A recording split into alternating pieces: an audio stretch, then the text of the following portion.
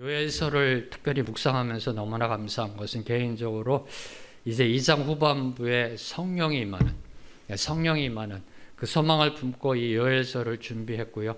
하나님이 요엘서를 준비케 하신 것이 바로 거기에 목적이 있다라고 생각하고 소망을 품고 말씀을 준비하는데, 첫 절 말씀부터 왜 이 말씀이 우리에게 필요한지 목사로서 많은 은혜를 받고 있고요. 많은 각성하고 있고 많은 도전을 받고 있습니다. 성령이 임하기 위해서 우리가 과연 어떤 모습으로 나아가야 하는지 정말 우리에게 꼭 필요한 말씀이고, 하나님의 정확한 때 정확한 말씀을 선포하신다 라고 생각됩니다. 자, 이제 저희들이 위드 코로나로 들어갑니다. 위드 코로나로 들어가고요.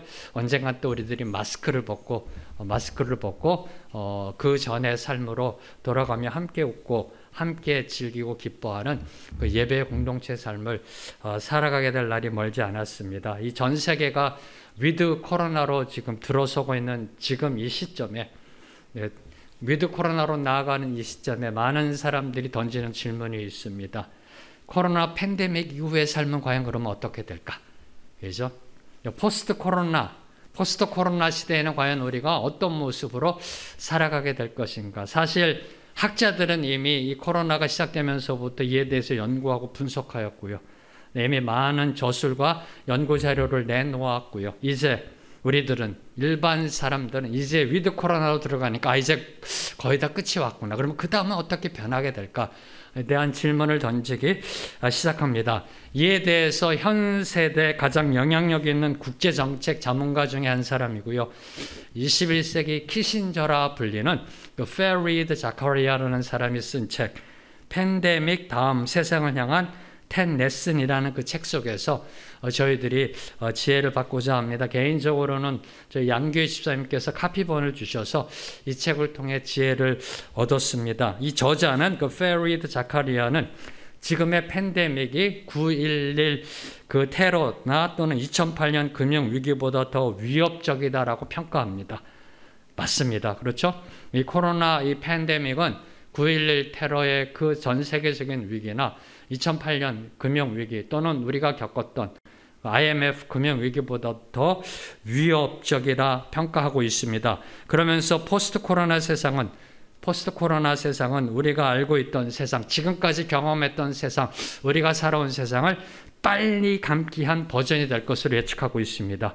엄청난 스피드로, 속도로 세상이 변하게 될 것이다 라고 예측을 하고 있습니다. 그리고 그 예측하에 개인의 삶, 저와 여러분의 삶, 일반적인 사람들의 삶, 정치, 경제, 그리고 테크놀로지로부터 국제 정세에 이르기까지 그 변화의 흐름을 분석하여 10가지의 재현을 서제스천하고 있는 책이 바로 이 팬데믹 다음 세상을 향한 10 레슨이라는 책입니다. 개인적으로 여러분 혹시 관심 있으시면 한번 보시면은요, 내일이 어떻게 돌아가게 될 것인지, 포스트 코로나 시대가 어떻게 움직일 것인지에 대한 지혜를 얻을 수가 있습니다. 10가지 하나하나를 지금 이 시간에 저희들이 나눌 수는 없고요. 그 10가지 전체를 보면은 지금 우리가 어디에 있는지, 지금 우리가 어디에 있는지부터 출발합니다. 현재 저와 여러분의 current address, 현 주소가 어디 있는지를 올바로 알고 무슨 일이 일어났는지를 정확하게 알고, 그리고 일어나야 할 것이 무엇인지, 다시 말하면 무슨 일이 일어났고 일어나야 하며 일어날 것인가에 대해서, 무슨 일이 일어났고 일어나야 하며 일어날 것인가에 대해 예리한 통찰로 조망하고 있습니다. 한마디로 말씀드리면 지금 어떻게 대응하는가가, 지금 우리가 어떻게 대응하는가가 내일을 좌우한다. 지금 어떻게 우리가 대응하는가가 미래를 결정한다라는 지극히 당연한 그 진리에 입각하여 지금 현 시대를, 코로나 위기를 분석하였습니다. 바로 이 지극히 당연한 진리를 선지자 요엘 또한 강조하고 있는 겁니다.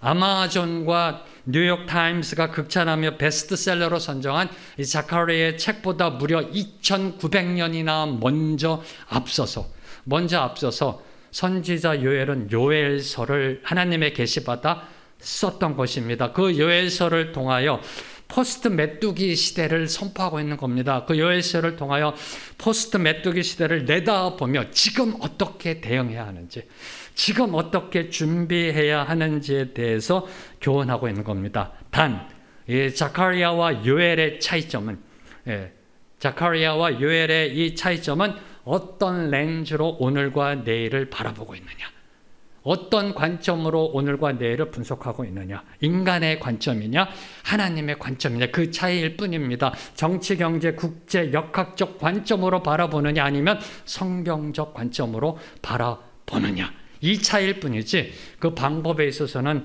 똑같이 세상이 추구하고 있는 지혜의 어프로치는 동일하다는 겁니다. 관점이 무엇이냐가 다르다라는 겁니다. 지난주 말씀을 보면 메뚜기 재앙 앞에 요엘은요, 온 유다 백성들을 향해 깨어 울며 부끄러워하라라고 촉구합니다. 깨어 울며 부끄러워하라. 한 주밖에 안 됐습니다. 저게 무슨 소리지? 그러시면은 목사가 상당히 당황스럽습니다. 깨어 울며 부끄러워하라. 그러면서 제사장들에게 전 민족적인 성회를 열어 온 백성이 금식하며 기도할 것을 강력하게 요구하였습니다.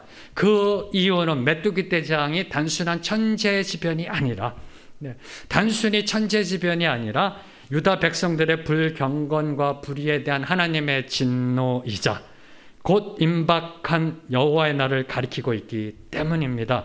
다시 말해 선지자 요엘은 오늘의 재앙을 통해, 지금 겪고 있는 메뚜기 떼 재앙을 통해 대오각성하여 곧 다가올 여호와의 날을 대비하고 준비할 것을 촉구하였던 겁니다. 15절 말씀 함께 읽겠습니다. 시작. 슬프다 그날이여, 여호와의 날이 가까웠나니 곧 멸망같이 전능자에게로부터 이르리로다. 슬프다 그날이여, 여호와의 날이 가까웠다라고 선포하며 시작합니다. 오늘 말씀은 여호와의 날이 가까웠다. 요엘서를 보면은 여호와의 날이 임박했다라는 표현이 반복적으로 등장합니다. 3장밖에 안 되는데 여호와의 날이 임박했다, 여호와의 날에 대해서 5번이나 반복하며 강조하고 있습니다. 그리고 특별히 그 여호와의 날이 유다 백성을 향해 도래할 것을 선포하고 있습니다.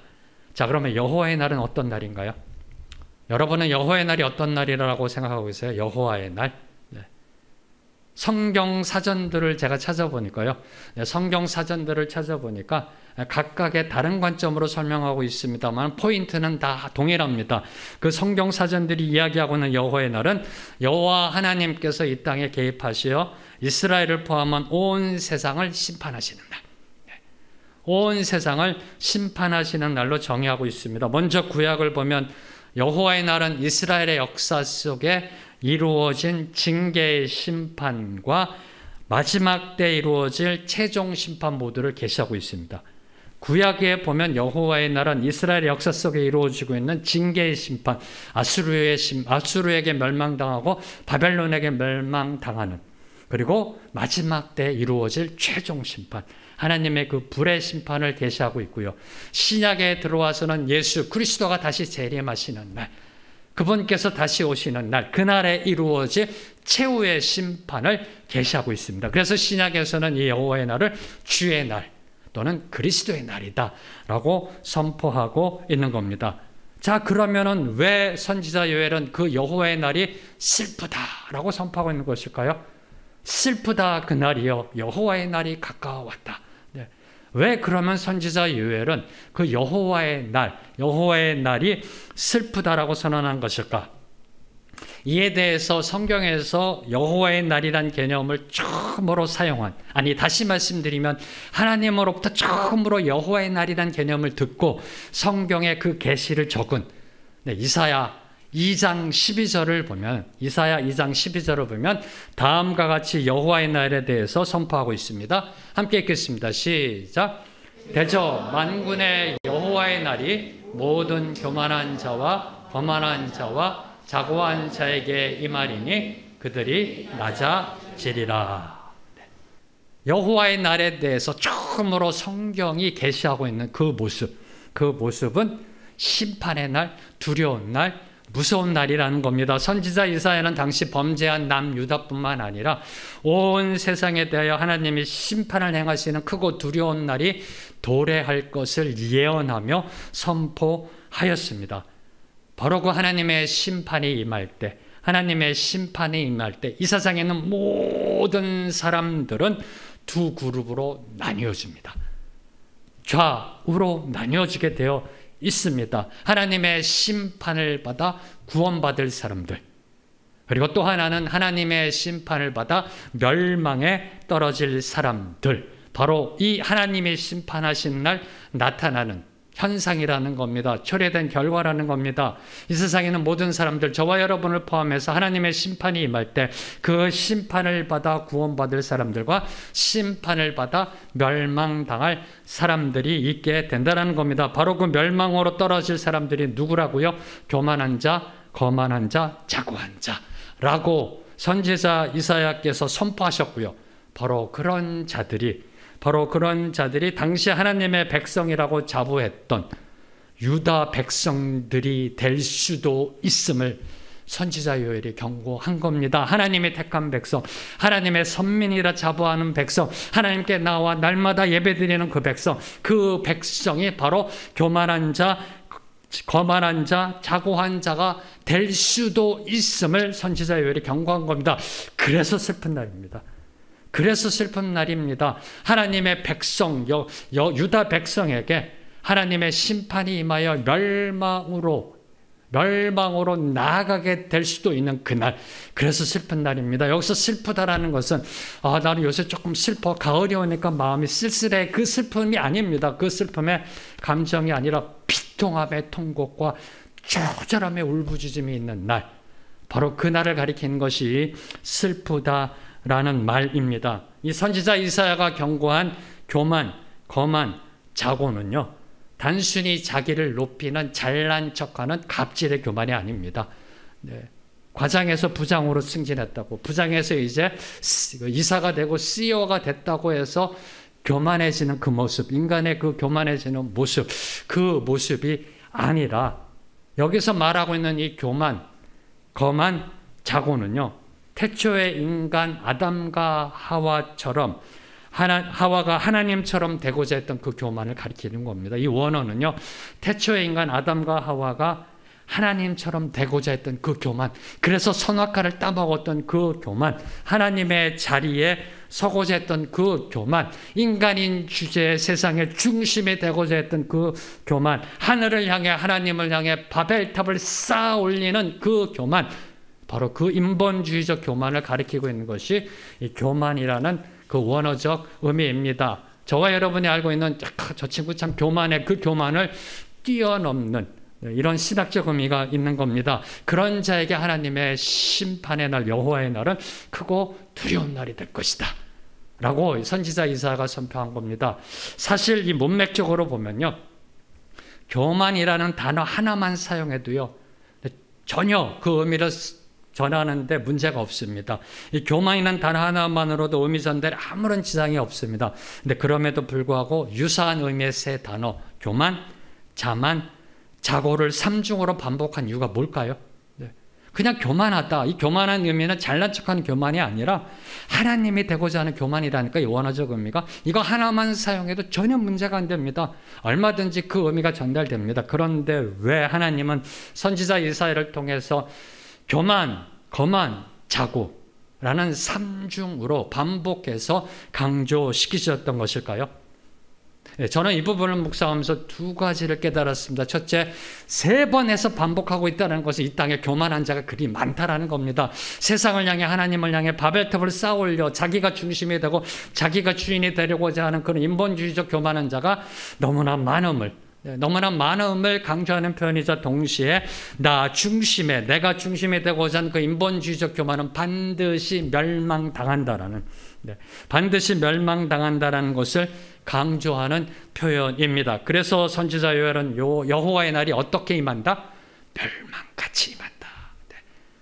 그래서 선지자 요엘께서는 여호와의 날이 멸망같이 임할 것이다 라고 경고한 겁니다. 멸망같이 임한다는 것은요, 멸망같이, 영어로 얘기하면 like wise가 아니에요. 멸망같이 임한다는 것은 여호와의 날이 모든 것을 파멸시켜버리는, 하나도 남기지 않고 모든 것을 파멸시키는 무서운 심판으로 닥칠 것을 암시하는 경고입니다. 이게 멸망같이 임한다라는 이 경고입니다. 근데 참으로 안타까운 것은 이 암시의 경고가 300년이 지나서 300년 후에 바벨론 침공과 유다의 멸망이라는 현실로 나타났다는 사실입니다. 암시가 현실이 됐다라는 겁니다. 이게 너무나 안타까운 겁니다. 네, 왜요? 하나님은 300년이라는 시간을 참고 인내하며 기회를 주셨는데, 그죠? 계속해서 경고하고 300년이라는 시간을 하나님이 시간을 주셨는데, 근데 이 암시의 경고의 암시가 현실로 나타나서 그들이 크고 두려운 하나님의 심판의 날, 멸망의 날을 경험하게 됐다라는 겁니다. 자, 그러면 왜 유다 백성은 그렇게도 경고했는데도 멸망의 길로 나아갔던 것일까요? 하나님이 300년의 시간을 두며 인내했는데, 그렇게 경고하며 암시했는데, 여호와의 날이 임할 거다라고 경고했는데 왜 그들은 그 멸망의 길로 나아가게 됐던 것일까요? 여호와의 날을 몰랐던 것일까요? 여호와의 날이 임한다는 것을 믿지 않았던 것일까요? 아니요. 이스라엘 백성들은 여호와의 날이 언젠간 도래한다는 사실을 믿고 있었습니다. 그리고 그 어느 누구도 그 날을 부정하지 않았습니다. 그들은 여호와께서 오시는 그 날을 사모하며 살아가던 백성들이었습니다. 그런데 문제는 여호와의 날을 멸망의 날이 아닌 구원의 날, 승리의 날로만 믿었다라는 겁니다. 그들에게 여호와가 오시는 그것은 바로 축복의 날이요, 축제의 날이요, 샴페인을 터뜨리는 날이다라고 믿었던 겁니다. 하나님을 모르는 이방인들, 하나님을 거부하는 이방인들에게는 멸망의 날이다. 그들에게는 심판의 날이다. 그들에게는 두려움의 날이다. 그러나 자신들에게는 구원의 축복의 날이 될 것으로 여겼던 겁니다. 한마디로 배타적이고요, 미신적이고요, 샤머니즘적인 선민사상으로 쌓여 있어서 생각했던 여호와의 날이 바로 이스라엘 백성들이 당시에 생각했던 여호와의 날이라는 겁니다. 이런 잘못된 믿음, 이런 잘못된 생각을 향해 선지자 이사야와 요엘이 선포했던 겁니다. 슬프다 그 날이여, 여호와의 날이 가까이 오고 있다. 여호와의 날이 임하면 교만한 자, 거만한 자, 자고한 자, 모든 자들이 하나님의 심판받아 죽음으로, 멸망으로, 영벌로 떨어지게 될 것이다 라고 경고했던 겁니다. 그러나 이사야, 요엘뿐만 아니라 구약을 보면 구약 선지자들의 대부분, 아모스, 이미 작년에 저희들이 아모스서를 통해서 이 여호와의 날에 대해서 이미 하나님의 메시지를 들었습니다. 선지자 아모스, 스바냐, 스가랴 등 구약 선지자의 대부분은 비록 주의 백성들이라 할지라도, 하나님의 선택된 백성이라 할지라도, 하나님을 믿는 백성이라 할지라도, 주일 예배, 주일 성수하는 백성이라 할지라도, 새벽기도 나오는 하나님의 백성이라 할지라도, 하나님을 떠나 하나님의 말씀대로 살지 못하면, 종교적 행위만 하면, 하나님의 말씀대로 살아내지 못하면 여호와의 날이 멸망같이 두려움과 슬픔으로 다가올 것을 분명하게 경고하고 있습니다. 바로 이 경고, 여호와의 날에 대한 경고가 당시 메뚜기 때 재앙임을 깨달은 요엘. 이 메뚜기 때 재앙이 바로 이 경고구나, 여호와의 날을 경고하는 이 재앙이구나를 깨달은 요엘은 유다 백성들에게 하나님의 심판의 날이 멀지 않았으니 어서 죄를 회개하고 주님께 돌아오라는 경고의 메시지를 선포하였던 겁니다. 다시 말해 선지자 요엘은 무슨 일이 일어났는지, 무슨 일이 일어나야 하며 무슨 일이 일어날 것인가를 예리하게 분석하였고, 그것을 유다 백성들에게 예언적으로 선포하였던 겁니다. 지금 무슨 일이 일어났는지, 메뚜기 때 재앙은 단순한 천재지변이 아니라 여호와의 날을 경고하는 재앙이다. 그리고 만약에 지금 이 하나님께 나아가 회개하지 않으면 어떤 일이 일어날 것인가, 크고 두려운 심판의 날, 여호와의 날이 임하게 될 것이다. 바로 이것을 지금 유다 백성들을 향해서 선포하고 있는 겁니다. 사랑하는 성도 여러분, 인간은 누구나 예외 없이 주님의 심판대 앞에 서게 되어 있습니다. 그 어느 누구도 외 없이 하나님의 심판대 앞에 섭니다. 저와 여러분에게도 하나님의 심판대 앞에서는 여호와의 날은 반드시 임하게 되어 있습니다. 여호와의 날 저와 여러분 하나님의 심판대 앞에 서야 됩니다. 두려우신가요? 아니면 기쁨으로 소망하고 계시는가요?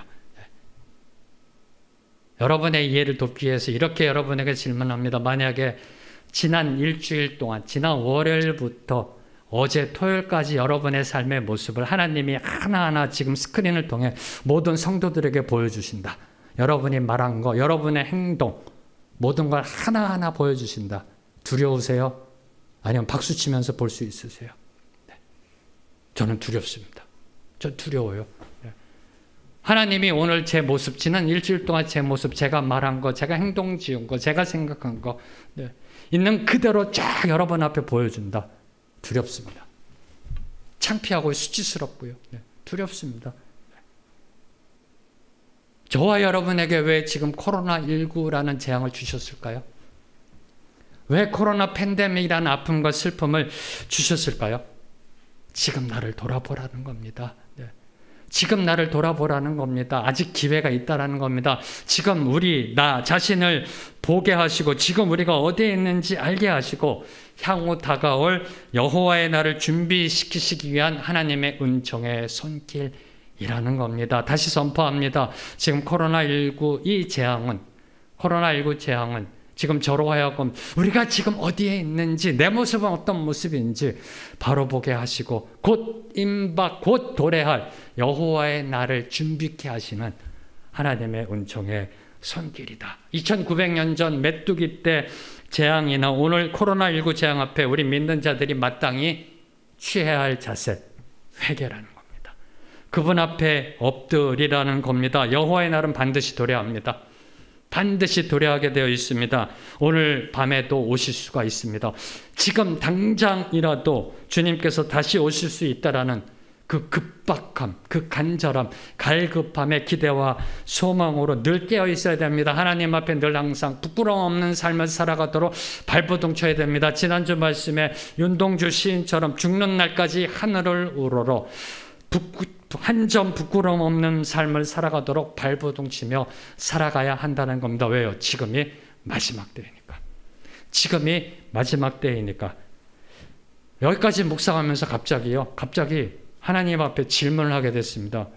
주님, 그러면 2900년 전에 선지자 요엘을 통해서 여호와의 날이 가까웠다라고 선포하셨는데 지금 2900년이 지났습니다. 근데 압니다, 주님. 1000년이 하루 같고 하루가 1000년 같은 거 주님한테. 그러나 우리 인간에게는 2900년이 지났습니다.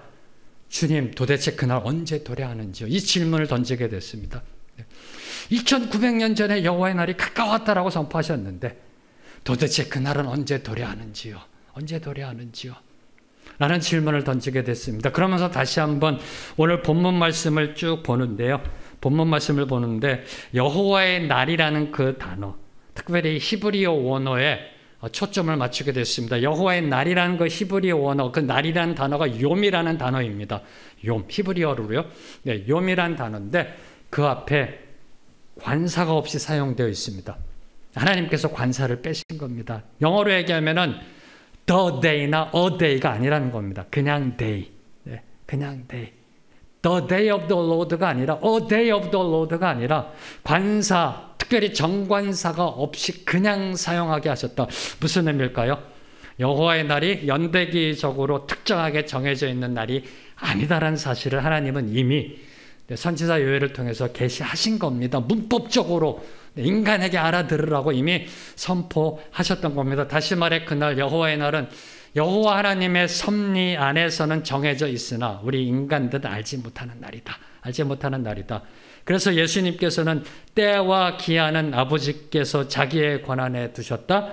그날과 그때는 아무도 모르나니 오직 아버지만 아신다라고 강조하셨던 겁니다. 한마디로 여호와의 날은 크로노스가 아니라 카이로스다. 크로노스가 아니라 카이로스라는 겁니다. 인간의 시간표가 아니라 하나님의 시간표에 의해 이루어진 날이라는 겁니다. 제가 왜 이걸 여러분이 알고 있는 이유를 좀 더 길게 설명했느냐. 여호와의 날이 가까웠다라고 선지자 요엘이 선포한 이걸 올바로 이해해야 한다는 겁니다. 네. 슬프다 그날이여 여호와의 날이 가까워왔다. 여호와의 날이 가까워왔다라고 선지자 요엘에 쓴 이 표현은 단순하게 시간적 의미가 아니라는 겁니다. 네. 단순하게 시간적 의미가 아니라 현재 죄악이 초래할 필연적 심판의 결과가 임박하였음을 나타내는 경고라는 겁니다. 뭔 소리요?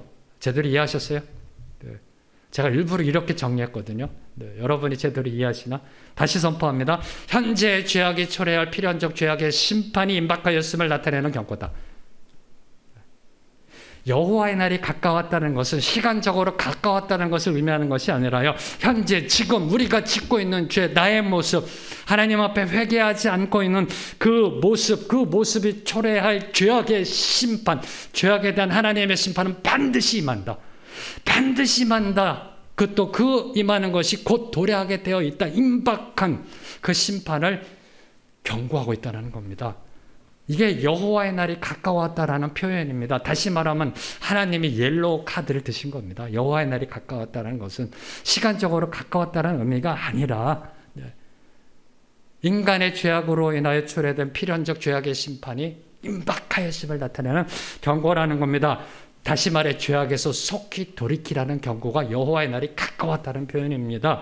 울며 깨어 하나님께 나와 부르짖으라는 경고입니다.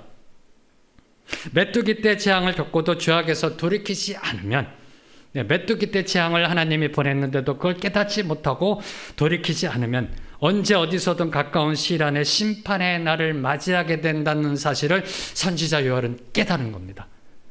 선지자 요엘은 하나님의 계시를 받아 영적으로 깨닫고요, 지금 현재 이루어지고 있는 메뚜기 때 재앙을 보면서 영적 통찰력이 생긴 겁니다. 오늘을 보면서 내일을 보게 된 겁니다. 여호와의 날이 임할 때, 심판의 날이 임할 때, 그 날이 얼마나 참혹한지, 얼마나 비참할지, 얼마나 처절한 고통과 비통함의 통곡이 있는지를 깨닫고 나서 선포한 겁니다. 여호와의 날이 가까웠다. 여호와의 날이 가까웠다. 이런 선지자적 영성이 오늘 저와 여러분에게 반드시 필요합니다. 우리 교회에 반드시 필요합니다. 왜요? 왜 반드시 필요할까요? 저와 여러분에게?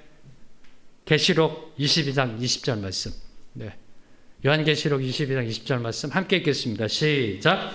이것들을 증언하시니가 이르시되 내가 진실로 속히 오리라 하시거늘 아멘. 주 예수여 오시옵소서. 이것들을 증언하신 예수 그리스도가 선포합니다. 성경 맨 마지막 부분에 예수 그리스도가 선포하십니다. 내가 속히 오리라. 내가 속히 오리라. 내가 속히 오리라.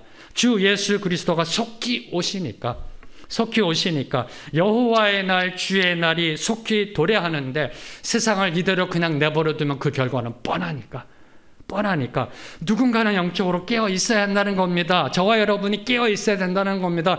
저와 여러분이 선지자 요엘처럼 선지자적 영성으로 깨어 일어나 오늘 지금 보고 내일의 소망을 이 땅에 선포해야 한다는 겁니다. 어떻게 대비해야 될지 선포해야 한다는 겁니다. 장차 임할 그리스도의 날을 올바로 제대로 선포하며 전해야 한다는 겁니다. 지금 오늘 밤에도 도래할 수 있는 그 여호와의 날, 그리스도의 날, 갑작스럽게 도래할 그 여호와의 날을 대비해 지금 세상을 흔들어 깨워야 한다는 겁니다. 왜요? 안 그러면 결과가 뻔하니까. 안 그러면 그들의 운명은 뻔하니까. 영벌이고요, 영원한 지옥불로 들어가게 되어 있으니까. 그래서 내가 있는 예루살렘부터 땅끝까지, 어떤 땅끝이요? 저와 여러분에게 교회를 향해 하나님이 선포해 주셨잖아요. 지리적, 관계적, 신앙적 땅끝.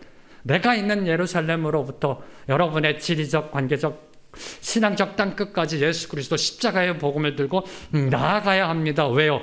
속히 오시니까.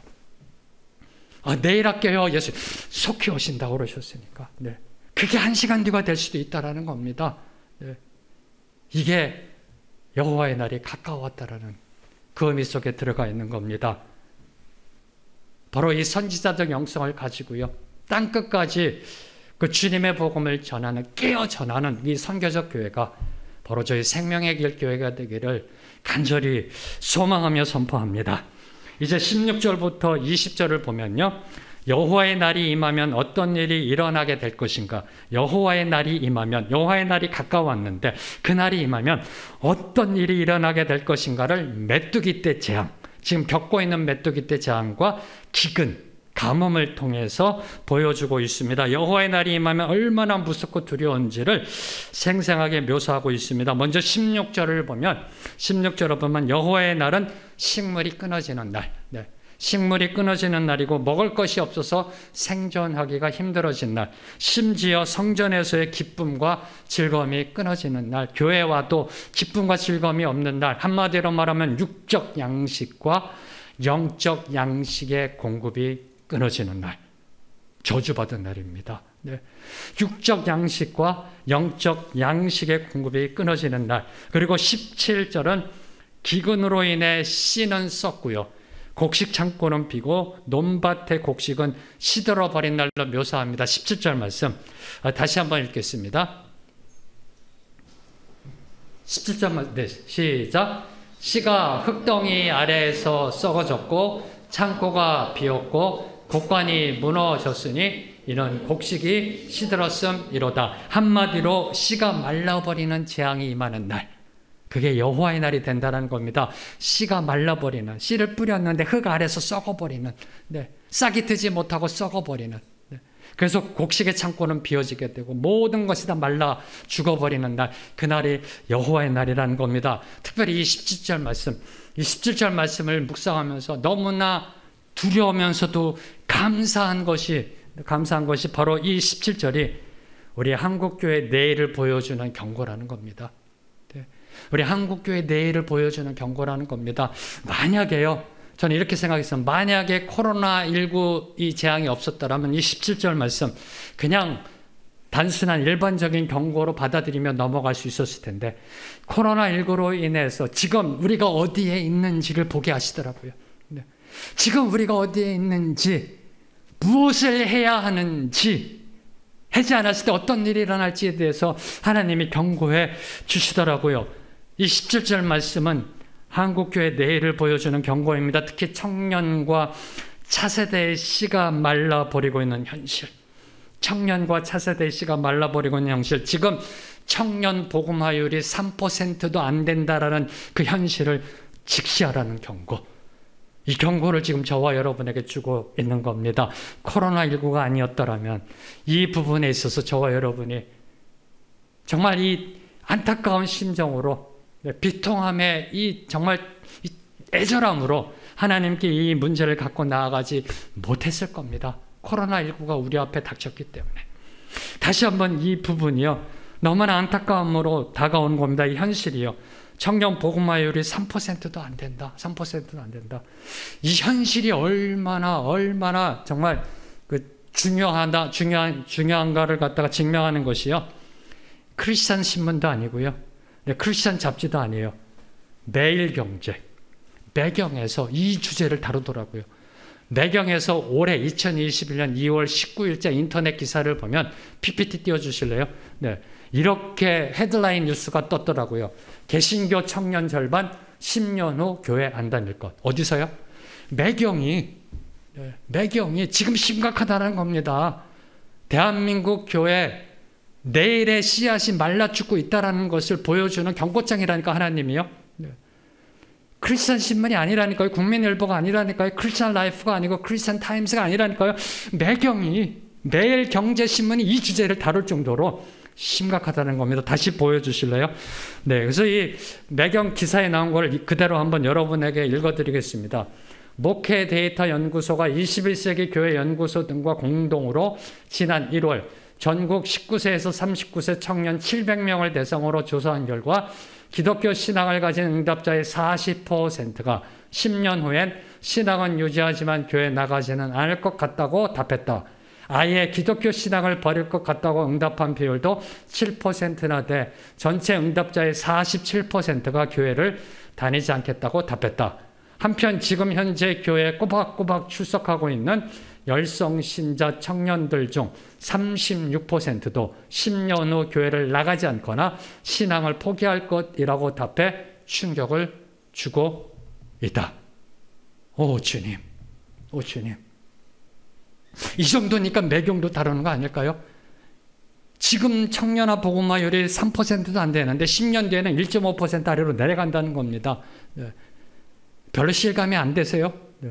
10년 뒤에는 여러분의 자녀 둘 중에 한 자녀, 47% 한 자녀는 지옥으로 떨어진다는 겁니다. 영벌로 간다는 겁니다. 좀 실감이 오세요? 10년 뒤에는 우리 청년들 중에 반이 47%가 주님을 떠난다는 겁니다. 이게 지금 씨가 말라가고 있는 현실이라니까요. 씨가 땅에 떨어져 흙 속에서 썩어가고 있는 거라니까요. 이 경고를 지금 하나님이 저와 여러분에게 주시고 있는 거라니까요. 사랑하는 여러분의 자녀들, 손주들이 영벌로 떨어진다라니까. 10년 뒤에는 도대체 어떻게 해야 될까요? 보여주셨잖아요. 지금 어디에 있는지 우리에게 보여주시니까 이제 무엇을 해야 하는가 우리가. 그렇죠? 어떻게 해야 될까요? 이제 우리에게 말씀하셨으니까 어떻게 해야 될까? 여러분의 사랑하는 자녀들 둘 중에 한 자녀는, 지금 교회 다니는 둘 중에 한 자녀는 지옥 가게 생겼는데 10년 뒤면 교회를 떠날 텐데 영벌을 받게 되는데 도대체 어떻게 해야 되는가? 이에 대해서 이 목회 데이터 연구소는요, 기독 청년의 신앙의식이 어떻게 형성되었는지, 그들의 신앙적 특징은 무엇인지 정확한 진단과 현실 파악이 필요하다라고 역설하고 있습니다. 그래서 이것도 너무 감사했어요. 하나님 감사합니다. 우리 생명의 길교회 문화의 비전을 주셔서 감사합니다. 네, 지금 우리 청년들에게요, 예수 믿으면 복 받는다, 예수 천국 불신 지옥, 안 됩니다. 안 통합니다. 네, 문화로 다가가야 된다. 그들의 문화 속으로 들어가서 하나님의 복음을 선포하는, 이제 첫 발을 저희가 내딛습니다. 올해 기독 문화제로 어떻게 이끄실지 모르지만 문화를 통해서 그들에게 다가가야 된다. 제가 언제 한번 농담스럽게 말했지만은 교회가 클럽처럼 되어져서 오지 말라고 그래도, 코로나다 제발 오지 말라고 그래도 그들이 오고 싶어하는 그러한 문화, 그죠? 교회가 클럽같이 돼서요, 네, 오고 싶어하는 그러한 교회로 만들어내야 한다는 겁니다. 그러면서 마지막에 목회 데이터 연구소는 이렇게 결론을 맺고 있습니다. 개신교 전체가 자기 성찰을 통해, 개신교 전체가, 교회 전체가 자기 성찰을 통해 신도수 1위 종교의 위상을 재정립해야 한다라고 역설하고 있습니다. 교회 전체가 자기 성찰로 들어가야 된다. 다시 말하면 자기 성찰의 교회 개혁 외에는 답이 없다. 지난주에 주님이 저와 여러분에게 주신 말씀, 종교 개혁으로 나아가는 그 길밖에 답이 없음을 이 목회 데이터 연구소도, 매경도 저와 여러분에게 경고하고 있는 겁니다. 뼈를 깎는 각성과 회개의 개혁 없이는 시들어 말라 죽어가는 다음 세대의 씨를 살려낼 수가 없습니다. 마지막으로 18절과 20절을 보면요, 여호와의 날에 먹을 것이 없어 가축마저도 고통을 당합니다. 18절을 보세요. 남유다 백성들의 그 죄악으로 인해서 여호와의 날이 임하는데 소떼도 양떼도 먹을 것이 없어서 이제 가축들도 고통당하고요. 19절과 20절을 보면 들에 불이 나서, 들불이 나서, 가뭄으로 들불이 나서 들짐승들도 굶주리게 되고요. 그리고 더 나아가 시내까지 말라서 당시 유다 사회의 산업의 근간이었던 유목 산업마저 완전히 무너져 내려 온 나라가 황폐하게 될 것을 경고하고 있는 것, 바로 그것이 여호와의 날이라는 겁니다. 오늘날로 말하면 대한민국의 근간을 이루는 반도체 산업이 와장창 무너져 내릴 것이다. 네.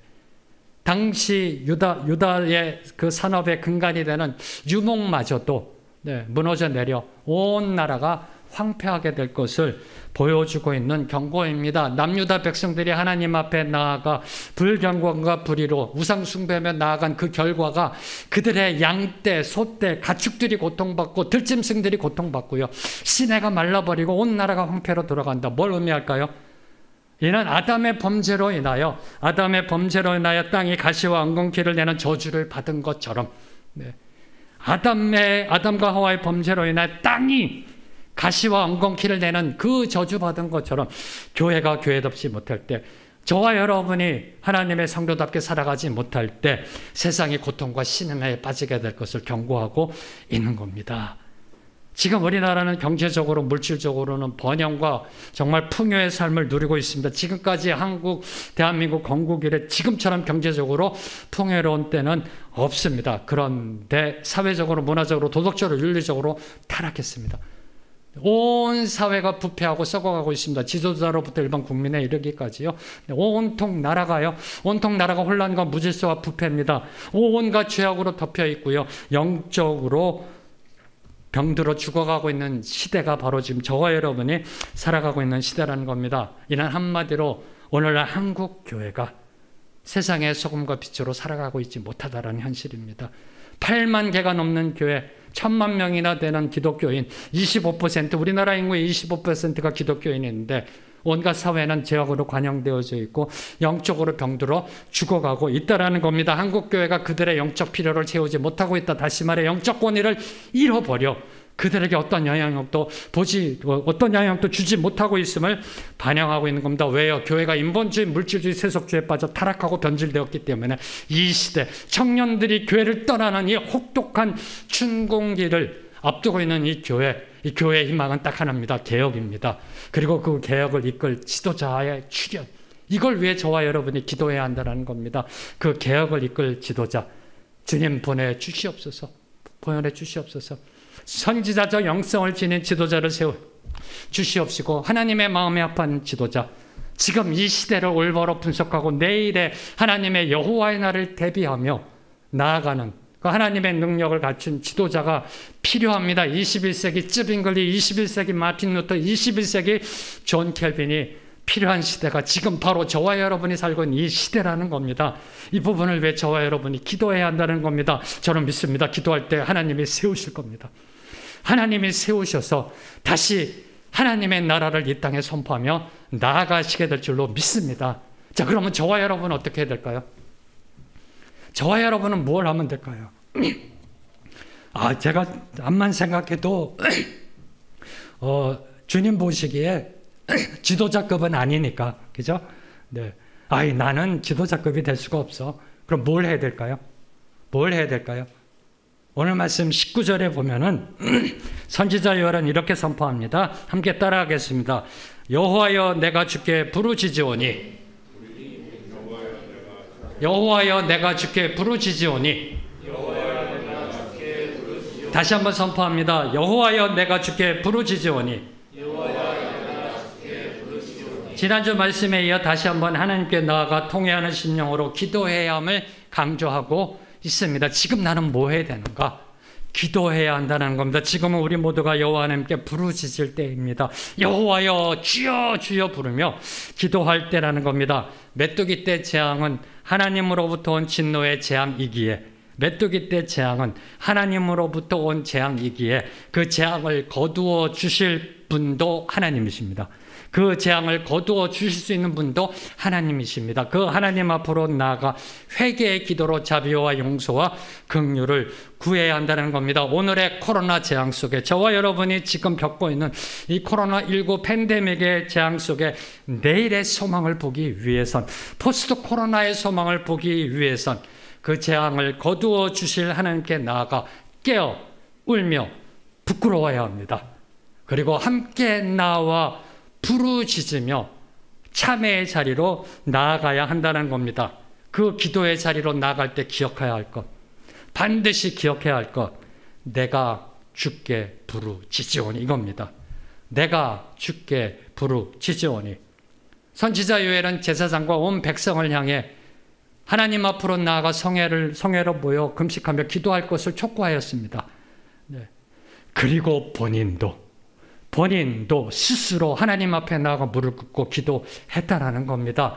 지금은 네가 기도해, 교회가 기도해, 대형교회가 지금 기도해, 대형교회 지금 다 모여서 좀 기도해봐, 이런 차원이 아니라 지금 내가 기도할 때라는 겁니다. 하나님의 말씀은 남에게 주신 말씀이 아니라 나에게 주신 말씀입니다.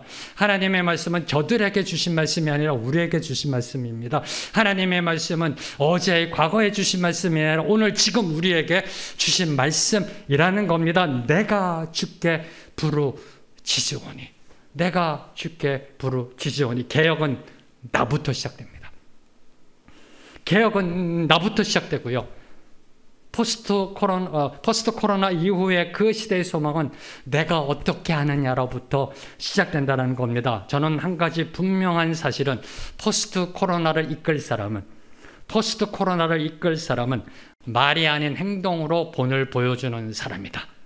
말이 아닌 행동으로 본을 보여주는 사람이다. 직위나 직함이나 연륜이 아니라 모범과 모델이 되는 사람이 포스트 코로나를 이끌어 나아갈 겁니다.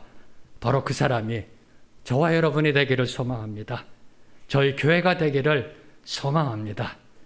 저는 오늘 말씀을 이렇게 마무리하면서요, 마음에 떠오른 찬양, 아니 주님이 주신 찬양이라 저는 믿습니다. 그리스도의 계절. 네, 그 찬양을 주시더라고요. 2900년 전 유다 땅에 임한 그 메뚜기 재앙은 하나님을 떠나 우상을 섬기며요, 살아간 이스라엘 백성들의 죄악을 향한 하나님의 크고 두려운 심판이었습니다. 그 심판은 오늘도 진행형입니다.